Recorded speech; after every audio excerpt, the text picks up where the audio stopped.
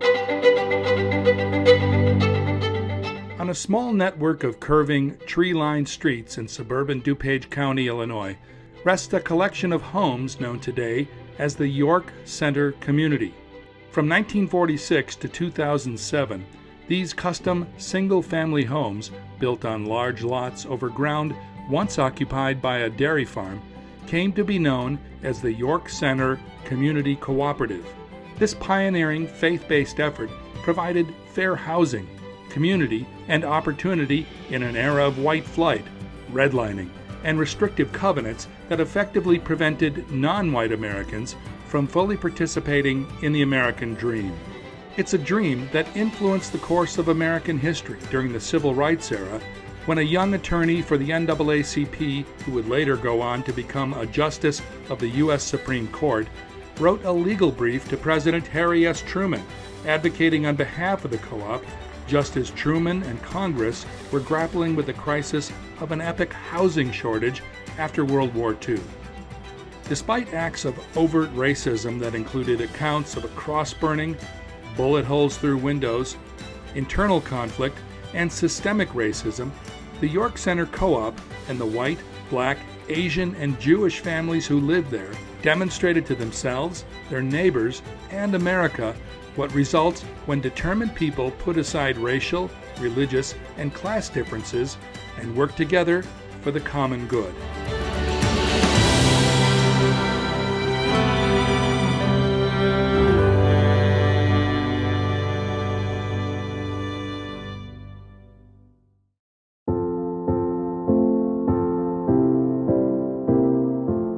The story of the York Center Co-op begins in 1844 in the town of Rochdale, England, where a group of weavers founded the Rochdale Society of Equitable Pioneers.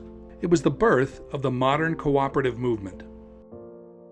In the 1840s, Rochdale, England was a manufacturing center for textiles or cloth. As the Industrial Revolution progressed, traditional weavers who operated hand looms in private homes saw the trade shift to powered looms in huge new factories.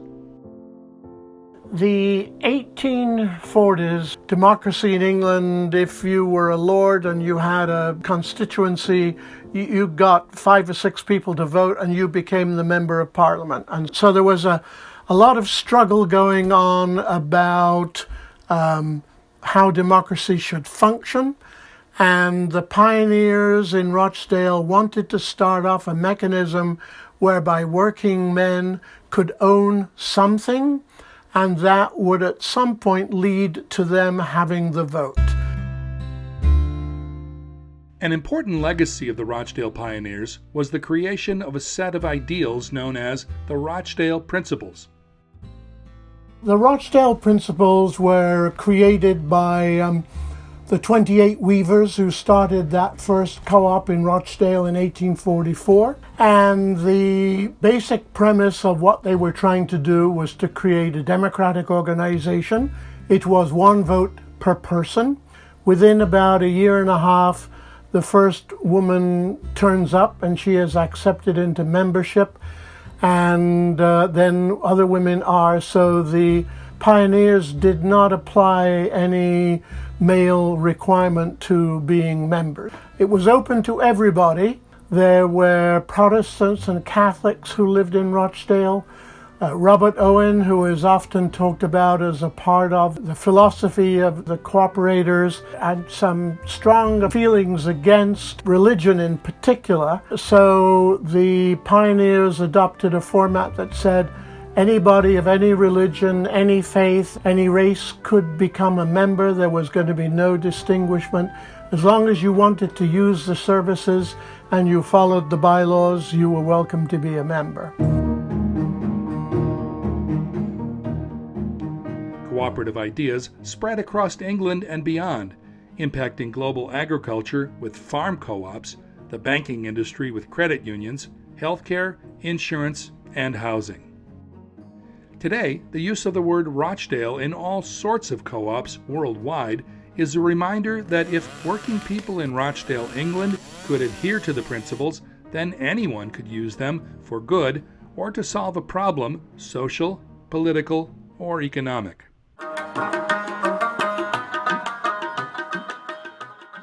By the 20th century, the Rochdale Principles had made their way to India and influenced the thinking of the son of an American missionary from the Church of the Brethren. Brethren were preoccupied with following the example of Jesus. So helping neighbors, being kind to the stranger, welcoming people who were in need, were part of the Brethren story and part of the pietist story, actually, from the beginning. Combining a passion for evangelism and social justice, Brethren missionaries in India recognized that when the poor and marginalized used Rochdale Principles in cooperative enterprises, their lives began to improve. Eventually, the missionaries embraced the idea of cooperation and carried the practice back home to the United States. Garfield Park on Chicago's west side was home to a thriving Church of the Brethren community that included Bethany Hospital, a seminary, and a local church. Often missionary kids became leaders in the movement for social justice because they were so often reminded in places like India. In India, missionaries were very opposed to the caste system. But Hindus would say, hey, you have your own caste system in America. And so racial justice became very important, and social gospel movement had become part of the Brethren DNA. And the social gospel was basically applying the teachings of Jesus to solving human social problems, be it poverty, ignorance, founding schools. The whole civil rights movement is deeply enmeshed with the social gospel tradition. My name is Mark Shirkey. I'm the grandson of Lewis R. Shirkey, one of the founders of the York Center cooperative community. He was considered to be the leader of the group that first started the co-op in 1944. The war was coming to an end. This group of people from the Church of the Brethren wanted to move out of the city, and they were looking to improve their situation and possibly find a place to build a home in the suburbs or in the country at that time. There's a dream come true for Chicago, and that dream will never die. There's a blue sky showing, a new light flowing. It's 1947. We're coming off the heels of World War II, and we're also coming off the heels of the New Deal. There's certainly this sense in the United States, this spirit of cooperation, kind of a desire to really try to take care of the common good, in that people really cared a lot about each other. And as soon as the troops began to come home in 1945, of course, they wanted to marry their sweethearts and have children. So while you have this spirit of cooperation, you also get then a severe housing shortage, much worse than what had existed during the Great Depression. The only thing we have to fear is fear itself. The mass suburbanization of post-World War II America can be attributed to the New Deal of the 1930s and the creation of the Federal Housing Administration, or FHA, which made home ownership more affordable by ensuring home loans with the backing of the United States Treasury. In response, banks began to expand private home loans from 5 years to 30 years. The result was an economic boom in transportation, housing construction, and other industries. In the post-war era, soldiers are coming back from the war. You get this sort of pent-up demand for housing, this ability to buy a house. Housing actually becomes cheaper in a lot of instances than renting.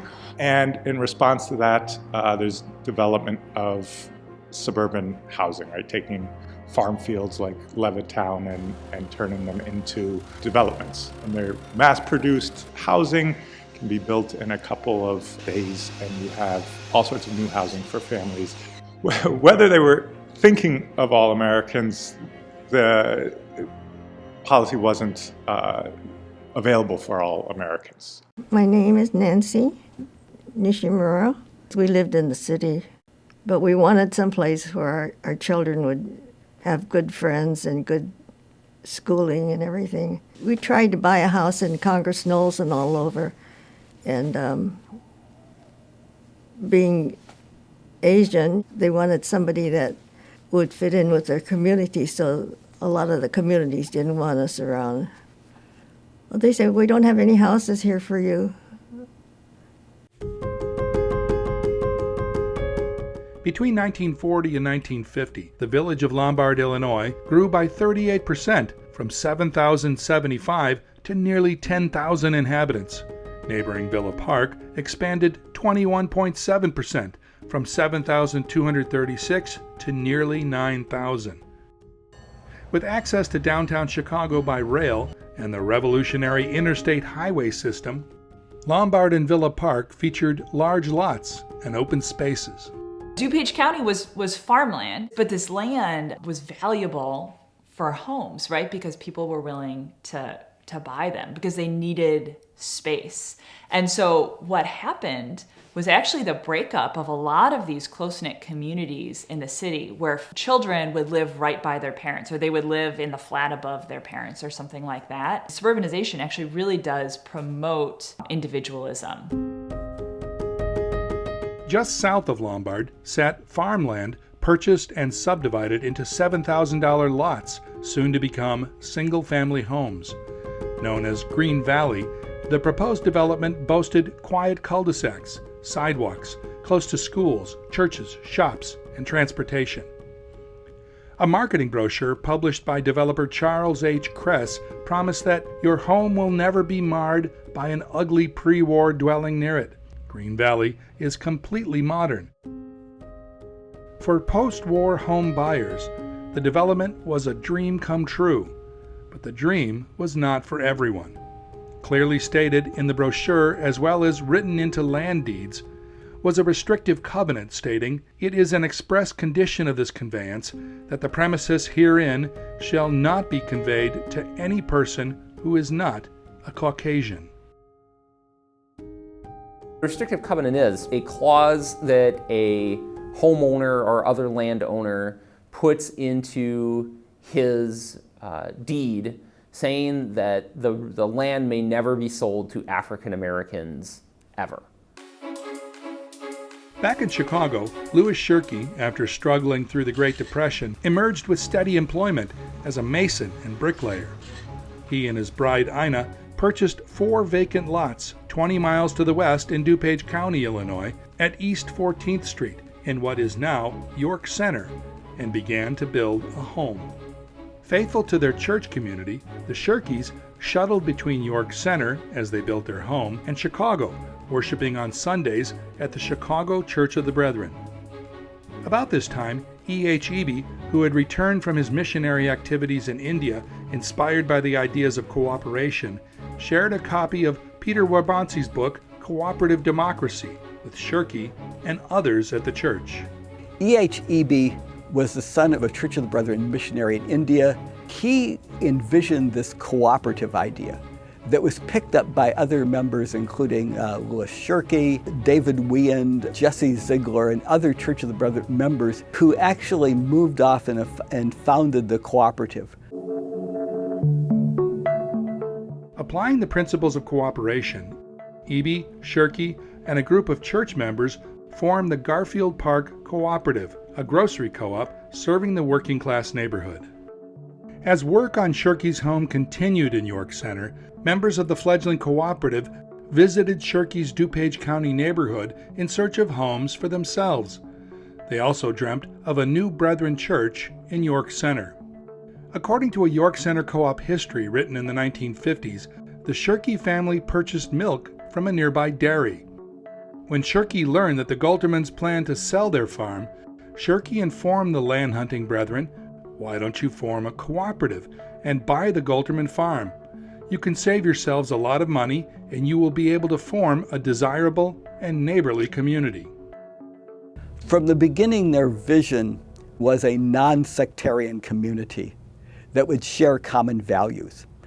My parents were members of the First Church of the Brethren in Chicago, in Garfield Park, the area where the seminary was at that time. This was right after the war, and everything was very expensive, and our family was getting bigger, and so the professors sort of banded together and were looking for some way to build a house. Why would you do something that would be different than what everyone else is doing? And you have to have some sort of values or things that you're rooted in to sort of go against the grain. And so I think they believed that this was the right thing to do. And even though it was costly and painful sometimes, they thought that doing what was right was going to, I guess, ultimately bring them joy. A few members decided they would like to know what it would be like to live in a community where people of all colors and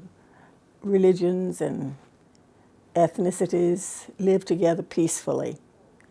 So they got together and started a community.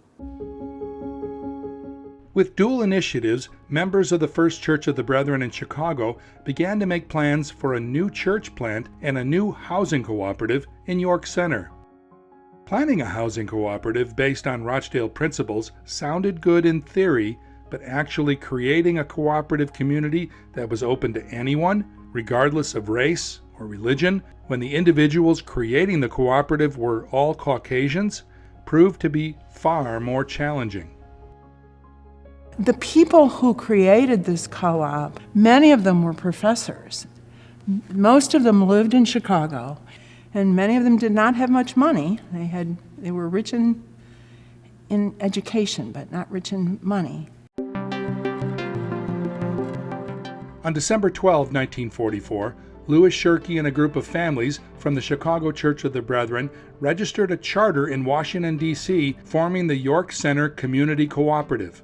The next year, 14 families pledged $500 each for membership in the fledgling co-op and negotiated a sale price of $30,000 for the Gulterman farm.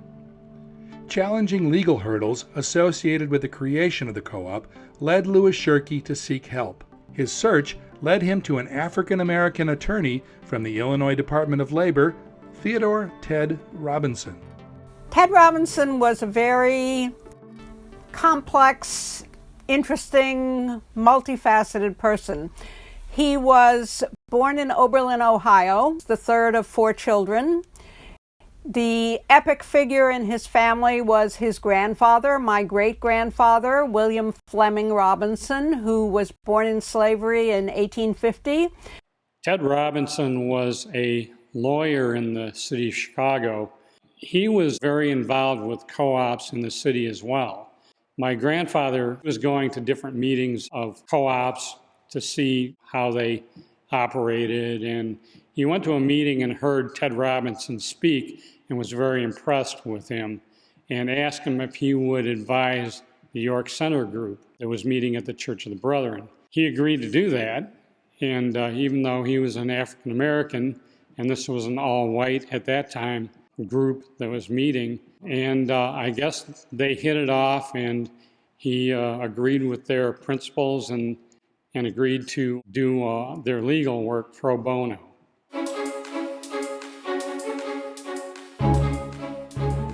On June 10, 1945, ground was broken on a new Brethren church in York Center. Shirkey, Weand, Ziegler, and other Church of the Brethren members began discussing plans to purchase the farm and subdividing it into lots connected by streets, even naming one Rochdale Circle.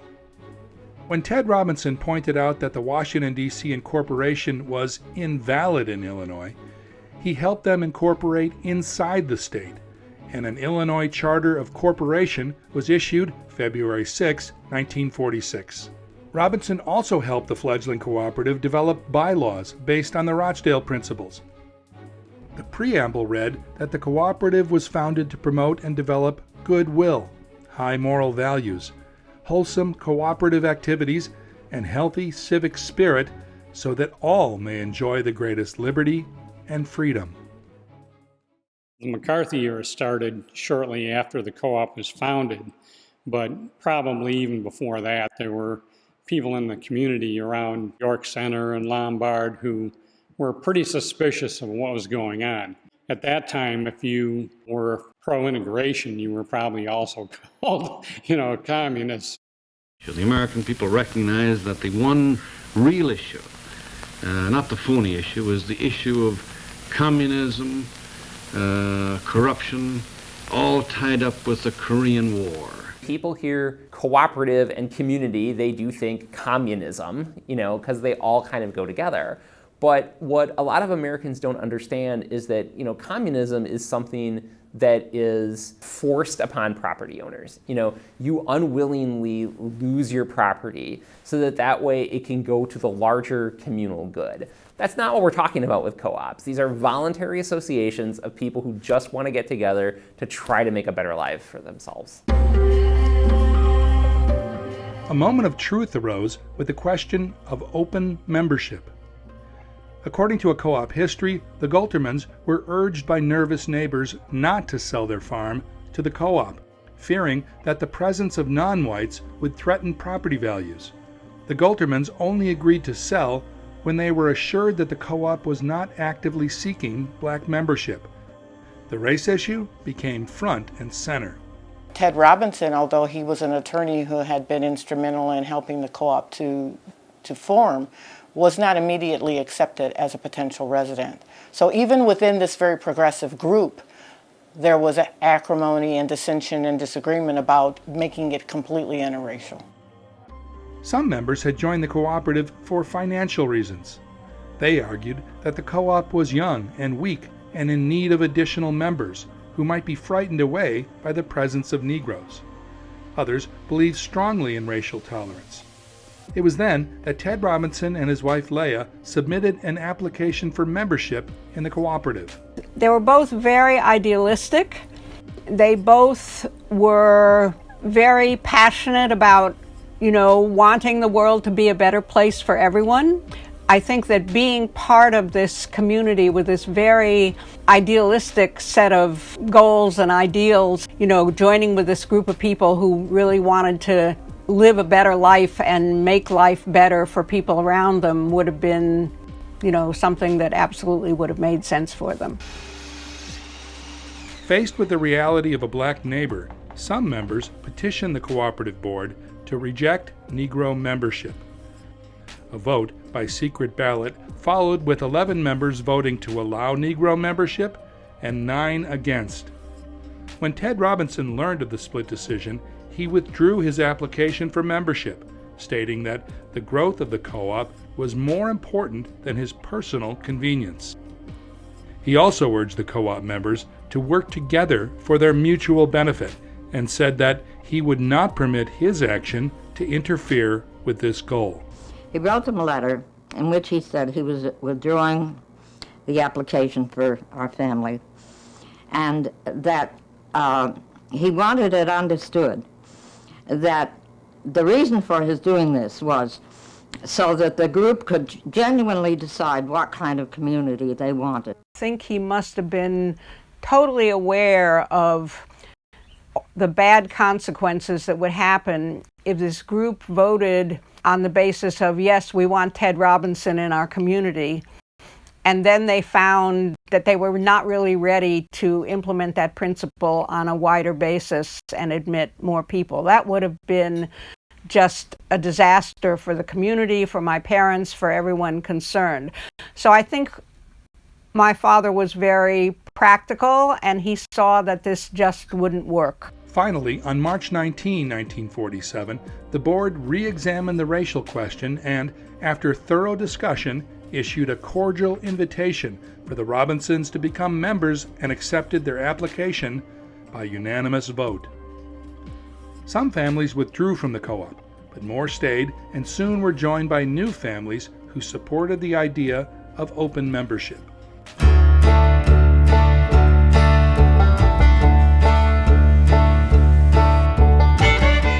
With the issue of open membership settled, the practical challenges of building homes with limited financial resources, materials, and labor skills lay ahead.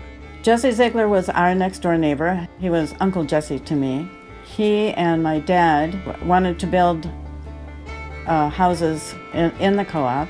They were both on the faculty of Bethany Seminary, and my family did not have much money, but Jesse had a relative who had a sawmill in Maryland, and the government had opened up some forests for getting lumber to build. So Dad and Uncle Jesse went to Maryland, sawed down the trees, sent them to the sawmill, and shipped the lumber back to York Center. There was definitely a pioneering spirit. I mean, mainly out of necessity, I guess. I know that my dad had not built anything ever before, and he was also a perfectionist.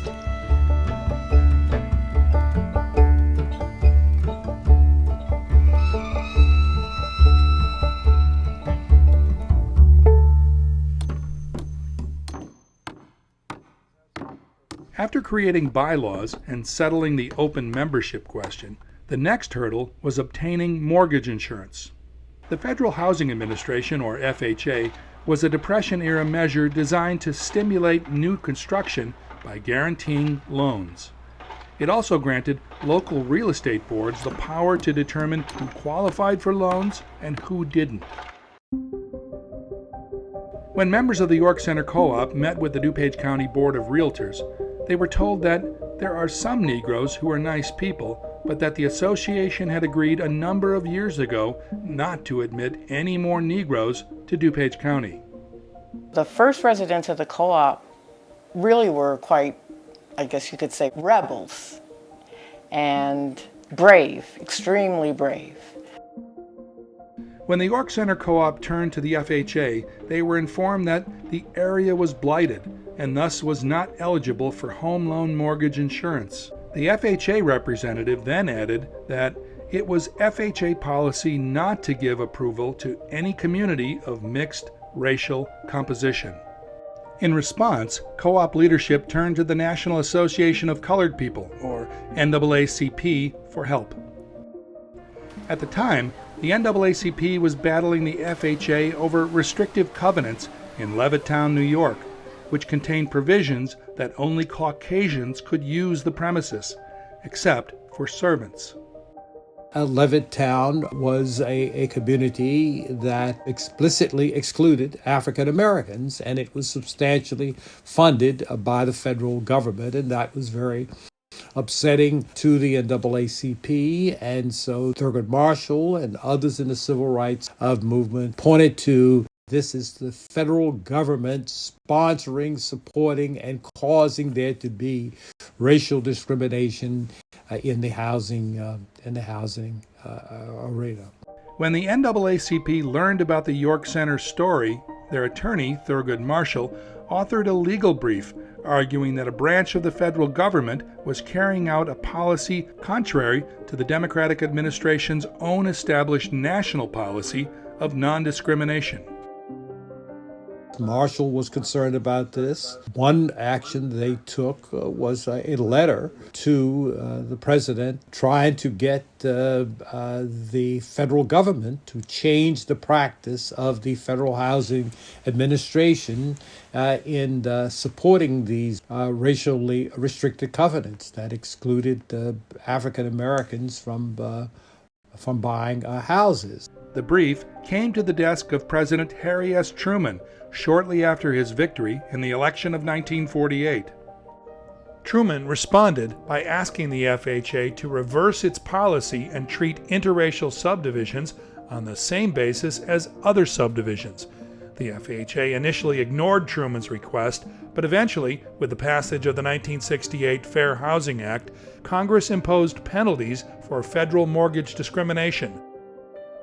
Until then, the York Center Cooperative and other interracial cooperatives were able to get financing through banks that ignored the FHA bias.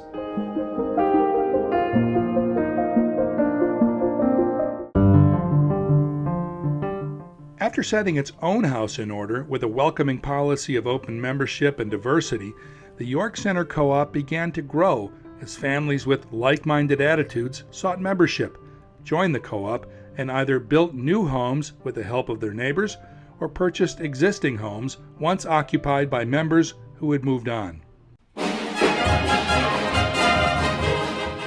My name is Darwin Walton. I'm from North Carolina, Charlotte. I was born and raised in Charlotte. Duke Ellington came to Charlotte as a guest conductor for the statewide music festival. I was soloist in our chorus at that time, and that's when I met Duke. And I came to Chicago on a scholarship a music scholarship from Howard University. But then I met him again in Chicago and sang a couple of songs in the lower tower of the Stevens Hotel. So that was where my professional life with Duke began. I had planned to go into classical music, but I couldn't get a foot in the door. I auditioned for the Chicago Theater of the Air, and I passed the audition. But then when they found out that I was a woman of color, they rescinded the invitation. I met my husband in 1948. We married in 1950. Claude came out as a recreation expert to advise a co-op on the design for the park. Our house was for sale. It was right next to the park. And Claude inquired about it, and we decided we would move. We qualified for a mortgage in every way. And then when Claude went in to sign the mortgage, the real estate man looked at him, he says, "I can't sell you this house." So he said, "Well, why not?" "Well, because you're African American or you're Negro and we don't sell to Negroes." And then someone wrote a story about York Center and was published. Apparently, Tallman Federal Loan read the story and decided to take a chance. And they called the co-op, and the co-op called Claude. And so that's how we got our mortgage. It was early summer. Everything had been moved already, the furniture was all in. We didn't have a lot of furniture. When we opened the door, the lights were on and it was bright and shiny and everything was beautiful, and refrigerator had milk and fruit and eggs in it, and it was amazing. Fresh baked bread. I'll never forget that. But that was the way of the early co-opers. That's what they did when people moved in.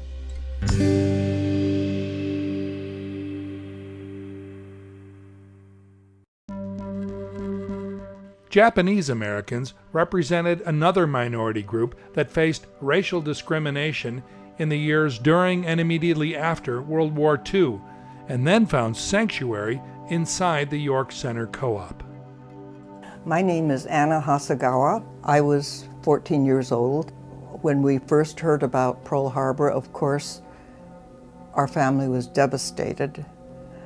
I remember gathering around the radio and listening to the news and being terrified. I don't recall how long after that, but there was a knock at the door, and these two tall, very polite FBI agents came and said they had to take my father. And we said, "Why? He's a Methodist minister. He is a teacher. He is a pacifist. And he fled Japan as a young man because it was becoming militaristic. Why in the world would you take him?" And they kept saying, "We're sorry, for security reasons. We have to do this. We're sorry, we're sorry." So they took him.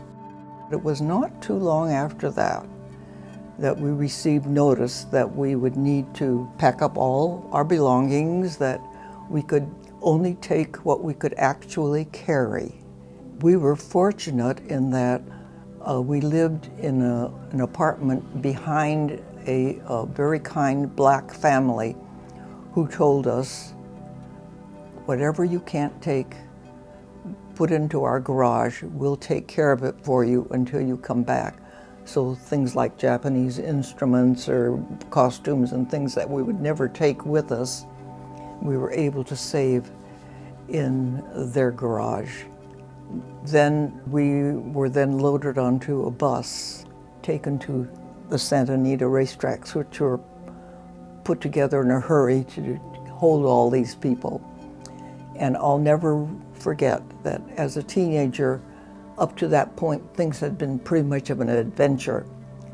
But when we got off the bus, we had to walk between two rows of soldiers holding bayonets. And for the first time in my life, I suddenly felt I was a prisoner. I will never forget that feeling. From California's Santa Anita racetrack, Japanese families were forcibly moved to rural camps across the western and southern United States. Anna Sakazawa attended high school in the Jerome, Arkansas camp. Following the war, she eventually moved to Chicago, where she married and heard about the York Center Co-op.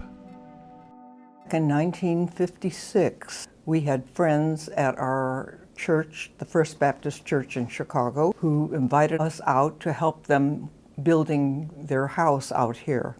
And then we were introduced to people around here and to the membership committee who came and gave us information about the co-op. My husband and I were delighted to find out the values of the community and decided that's what we wanted for ourselves. Reaction to the new co-op from neighbors in surrounding communities ranged from curiosity to distrust to open hostility. Opposition began immediately and lasted through the early 1960s. On a stormy night, December 14, 1948, members of the co-op met with surrounding residents in a one-room schoolhouse near Roosevelt and Myers Road. A handwritten cardboard sign tacked to a nearby telephone pole read, "Nigger lovers." The room was in an uproar, with dozens of people shouting, "Throw them out," while co-op members and friends shouted, "Keep them." Members of the local school board even threatened to withdraw from the tiny York Center School District and join neighboring Villa Park, leaving the co-op children isolated in their own segregated district. The hostility continued for more than a decade, with the Lombard Spectator documenting racist anonymous phone calls, swastikas smeared on vehicles, mailboxes blown up, and other damage to property. So there was a sense that there were people who didn't fully share our values, who weren't necessarily safe, who might hurt us. To the degree there was an us and them, the us were the people who cared of many races, who would live together in a harmonious way, and the them were the haters, the man, the conservatism of the system as a whole. For children who grew up in the co-op, the welcoming, safe, and nurturing life inside was starkly different from life outside of the co-op, especially for children from families that didn't reflect the demographics of the surrounding communities. They said that Cook County was the most Democratic county in the country, and right next door was DuPage County. It was the most Republican county in the country, and so it was our own little. The co-op was kind of our own little island. Played a lot of ball, playing with kids over in the other York Center or Congress Knolls and stuff. I got the N-word, and I remember specifically at Jackson Junior High, one of the bully kids, passed by me in the hall and, why don't you go back to Africa? It was different. I was in kindergarten and some kids said, "Remember Pearl Harbor?" And I'm like, I don't even know what Pearl Harbor is. I'm in kindergarten. I don't know what that is. I remember a number of situations where there was anti-Semitic epithets hurled at me. There was even a little campaign to defeat me for class president when I was a freshman at Willowbrook. My daughter had one friend in school, and for her birthday party, the girl couldn't come to her birthday party. She came home and said, "Mommy, what's wrong with black people's house?" She was in 3rd grade at the time. So I said, "What do you mean, what's wrong with it?" "Well, so-and-so's mommy said that she couldn't come to visit us because we had we had lived in a black people's house or something." It was considered a kind of a strange group of people. The area was pretty conservative everywhere else. Politically. Except the co-op politically.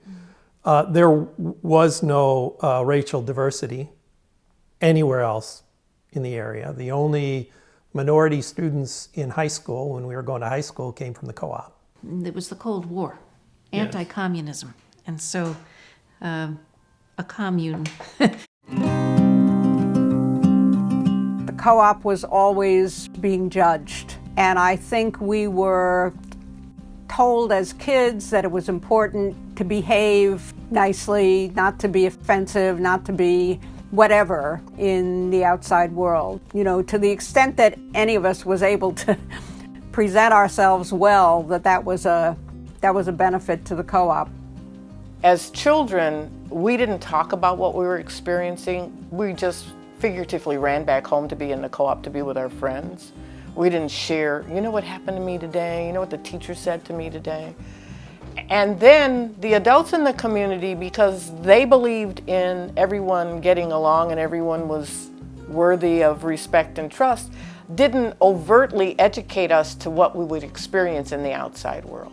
We couldn't go to the Lombard swimming pool, so we went to Wheaton swimming pool because of our race. We couldn't roller skate at Elmhurst skating rink. We went to Willowbrook High School in Villa Park, and high school to me has a strong, bitter side to it. I used to babysit, look forward to babysitting every weekend because I knew I wasn't going to have a date and I was never going to go to a school dance. I have never been to a high school dance. I have never been to a prom. I've never been to a homecoming, sock hop, never. I went to high school, made up my mind I was going to be the best student possible because I could not take the risk of not being a good student because then I'd be the Negro student who didn't do well. Back in the co-op, the founding democratic principles which gave each adult member 1 vote per household created a robust and often raucous atmosphere. Committees were formed to manage water, landscape, fire protection, membership, and special events. Sometimes things went smoothly, other times less so. There were like 15 different committees, and many of them had meetings, and you'd meet in somebody's home, and that often rotated whose home you met in. You take minutes, and you talk about the business and Robert's rules, standard kinds of things. An important piece where we were in each other's homes. And you got to know different people because there were all these different things. I have the Red Book. This was kind of the Bible, and it is chapters and chapters and chapters of things that people created about the running of the co-op and what mattered and what you needed to do and what was important and how to have continuity. Part of the contract was a certain number of labor hours per family. I remember my dad down at a house down the street helping, it must have been half a dozen or 10 men putting a roof on. When we got connected to the sewer, there were 8 or 10 co-op men out there helping dig the line in our yard. We did build it with our 4 hands and the help of a lot of friends. Neighbors came over, friends came over. We had an individual labor bank in the community where Truman could come over and do some digging here in my yard, and then we could go over to, say, Ted's house, Ted and Leia's house, and do some electrical work for them and repay the labor that we got from Truman by putting our labor back into the bank. We had our own well and our own water system. I was thinking about my neighbor Joe and looking down at a hole in the ground that literally he had dug this hole with a shovel to repair a leak in the water system. I don't know how many meetings we had discussing community well, individual well. It went on ad nauseum, I assure you. Living in community is not easy. There were all kinds of personalities in the co-op. There were people who were passionate about racial equality. There were people who were passionate about environmental issues. There were people who were passionate about, politics. So some were just passionate about being passionate. Yeah, about and some just wanted any cause they just wanted something to protest. Over the decades, the York Center Co-op attracted a number of notable individuals with established resumes outside the co-op, including jazz singer and author Darwin Walton, her husband Claude Walton, the first black student athlete to earn a varsity letter and All-American honors at the University of Colorado, political activist and dean of the Democratic Party in DuPage County, Truman Kirkpatrick, Tuskegee Airman Selwyn Wilson, artist and sculptor Esseline Gorey Henderson, and noted architect Gene Wareheim. Wareheim went on to design a number of homes inside the co-op. These were not ordinary people. These were not people who just stood in place and watched the world go by and went along with it. They decided that I want something different. I want to know what it's all about. The final 2 decades of the co-op saw a mixture of strong community life and robust social action, particularly relating to area zoning issues. They also witnessed internal conflict, fueled by new community members that were motivated to join the community more by the size of the lots than the traditional co-op values, and a DuPage County government that some members felt did not reflect co-op values. From the very outset, the issue of private ownership versus community ownership of the land in the York Center Co-op was contentious. By the end of the 20th century, real estate in the towns surrounding the co-op had escalated in value, and the desire for individual land ownership of co-op property grew as well. I just felt like we needed something new to gather around. We weren't building houses anymore. You know, the protest years, the Cold War was over. You know, what do we have now that we can really wrap our arms around? Here, I think it was hard to find something unifying that was positive, that wasn't fighting. Part of the gradual demise of the cooperatives is you have more and more people who are members who actually don't share all of these ideals. And you also have people who frankly want to make a quick buck. Following a series of bitter internal legal battles, the co-op saw the beginning of the end in 1998, when a group of dissidents were eventually successful in bringing the co-op to dissolution, as local banks made it increasingly difficult for the co-op to secure mortgage loans. Unlike mortgage issues in the early days of the co-op that revolved around race, banks now found it financially unattractive to provide loans for homes in cooperatives with a single land deed. There was more profit to be made in individual mortgages. It was based on such faith. And they couldn't get mortgages, and they were doing everything cash. And, you know, they didn't have the taxing structure that a town has. And so it just kind of got different. In the end, individual deeds were distributed to every co-op member, and the York Center Community Cooperative, Inc. was dissolved in 2007, with final closing of the books several years later. When we were going through dissolution, a number of us, and I don't think we were ever very serious about it, but we kind of talked about, well, okay, you know, we're so upset that we're being forced to dissolve the co-op. So why don't a bunch of us sell our homes and go buy a property and start over? We could go west, we could go east. What if we went to the south side of the city? You want to go to some place where we could make a difference and build a multicultural, multiracial community? Maybe we sell our homes, a bunch of us, and we form a new co-op on the south side of the city. We never got very far on those conversations, right? What survives today is a homeowners association which retains remnants of the co-op's strong social fabric and community bond. Cooperative housing can indeed make the world a better place. The Rochdale pioneers, when they started, they were not intending for it to just have economic benefits. What they felt was that workers worked far too hard, were paid far too little, did not have health care, did not have a good quality of life. And within the founding documents, it was clear they wanted to found a community that would be of benefit to all people for all of the different things that they needed. York Center Cooperative is really one of these American stories. I often think, hey, do these people actually believe that they can solve these intrinsic universal problems that no one in thousands of years has been able to solve? And the answer is, well, they actually do. I think the main lesson for today is, how to get through tough times. People have to learn to work together.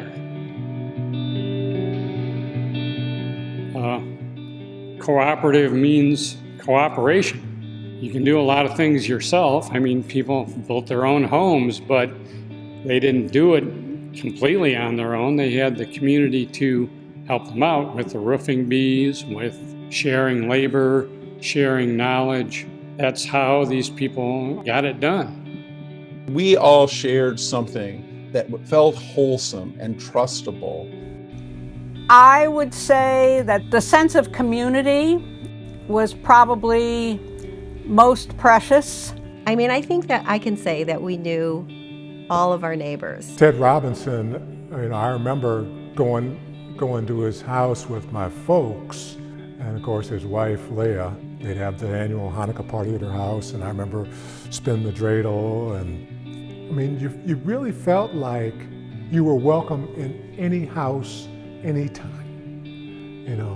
Quite often, no doors weren't locked. Kent, the milkman who delivered the milk, he would just bring the milk into the house, go in the refrigerator, put it in the refrigerator, take the empties out. I mean, this happened in most houses.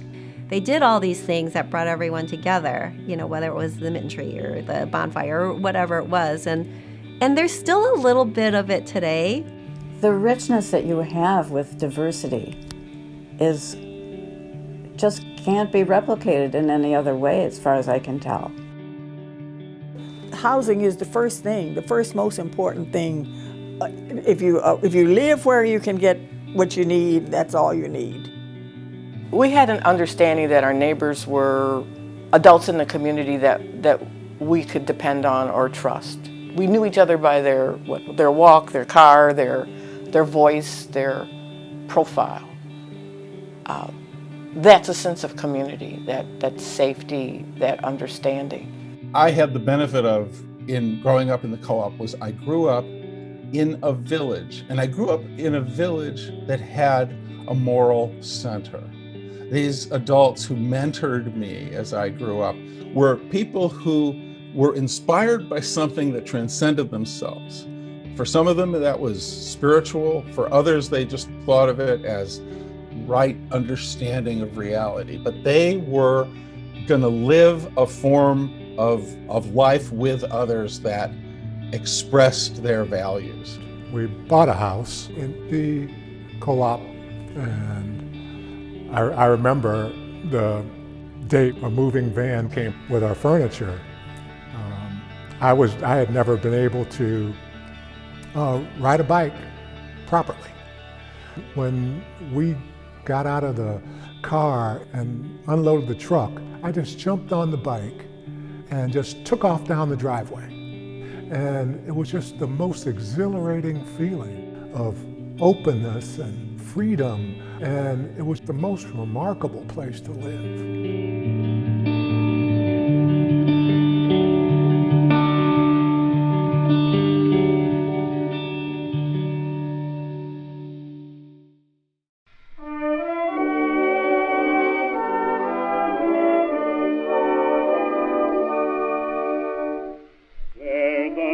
Brown road